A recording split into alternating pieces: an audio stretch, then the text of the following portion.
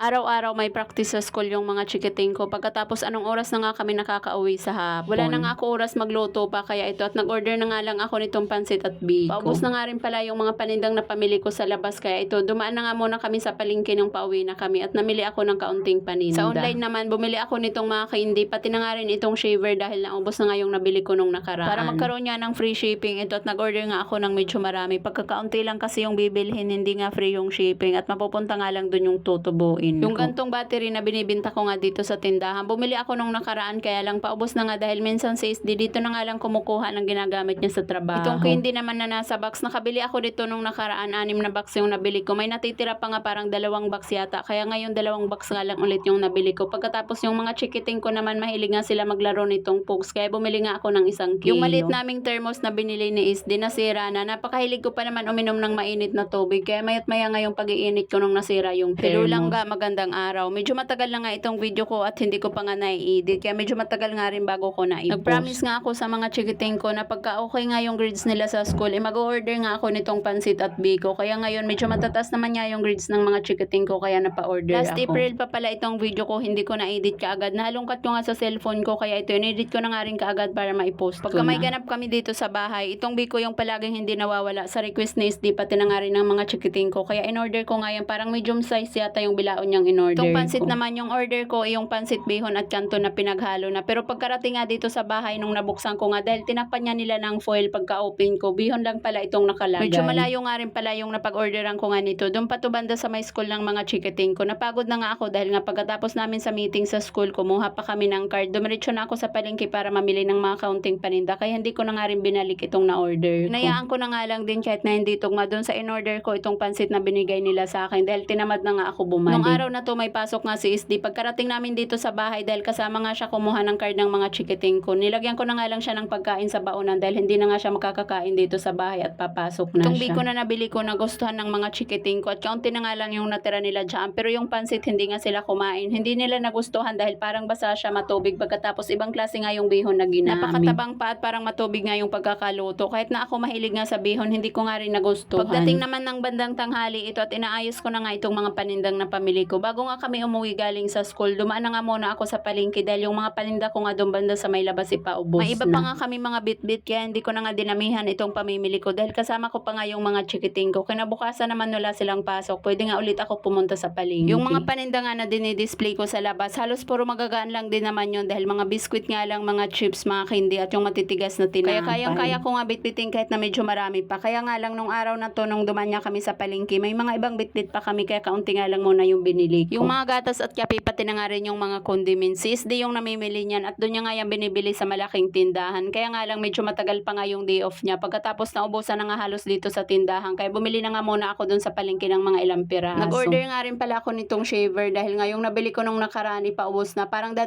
piraso na nga lang yung natira nun. Pagkatapos itong mga candy naman medyo dinamihan ko nga yung pagbili niya para makalibre nga ng shipping. Sa online ko na nga binili itong gantong paninda ko. Itong candy bumili na ako nito nung nakaraan. Parang 6 na box yata. Pagkatapos may natitira pang 2 kaya ngayon 2 na nga lang muna yung binili ko. Itong naman na binili ko para to sa tindahan at yung iba naman niya para sa mga chikiting. Bumili na nga rin pala ako ng pwede ko ngang pagsabitan nung mga chips na nilalagay ko nga sa labas. Pagkatapos may pa-free nga silang puncher. Yung malit nga pala naming thermos, medyo matagal na nga yun mula nung nabili ni SD at nasira na. Napakahilig ko pa naman niya uminom ng mainit na tubig. Kaya hindi na nga ako nakaantay pa na bumili si SD. Ako na nga yung bumili. Kulay puti nga itong binili ko. Napakahilig ko nga uminom ng mainit na tubig at magkape. Minsan niya patulog na kami nagkakape pa ako. Kaya nung nasira nga yung thermos namin, mayat maya nga yung pag-iinit ko ng tubig. Maliit lang itong thermos na nabili ko ngayon. Parang 3 tasa nga lang yung kasya niya. Pero at least hindi na nga ako mag-iinit ng tubig mayat maya. At hanggang dito na nga lang po muna. Maraming salamat sa panonood. God bless everyone. Bye!